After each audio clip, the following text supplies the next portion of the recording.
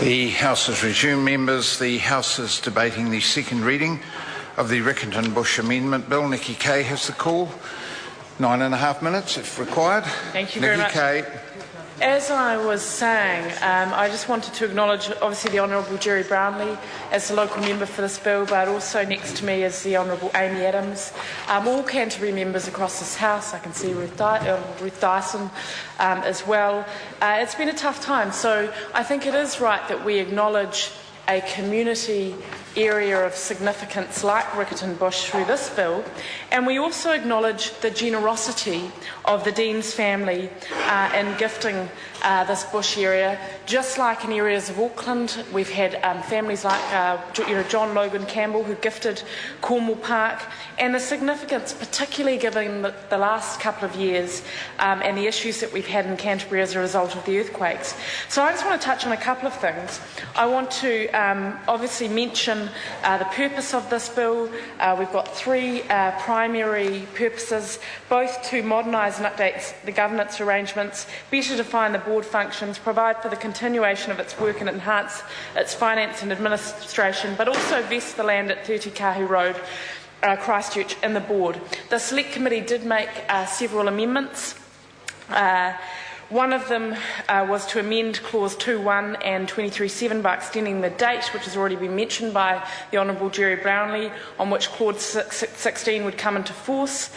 The second thing was to acknowledge that and recommend that amendments to Clause 23 provide for the event that the Council does not approve the Board's draft financial plan, which was mentioned by Dennis O'Rourke. I want to acknowledge as well that the Select Committee did make a decision around the issue of consolidation of legislation, not to go down that road, as we did believe that it went further than actually the scope of the bill, but we have heard from obviously my learned colleague, the Honourable Nick Smith, around the difficulty of having several pieces of legislation on the statute books, but there was a submission from the promoters of this bill that they actually did prefer the fact that you could see that legislative history. Finally, I want to make a couple of comments. I know that Maggie Barry is going to address the significance of Riccarton Bush. It's right that she does that. She is a horticulturalist by background. She also, I understand, through Maggie's garden show, actually has been to Riccarton Bush and had a program on the bush itself. She studied at Lincoln University, so she knows this bush pretty well. So I'm going to leave to her the intimate knowledge of Riccarton Bush. I know that it's also had international profile via the David Bellamy show. But finally, I just want to say it is an area of significance to Canterbury. It is a result of the generosity of the Dean's family. It is, I think, particularly a collaborative piece of legislation. We've seen members across the House work on it. It is the result of a good local member, the Honourable Jerry Brownlee.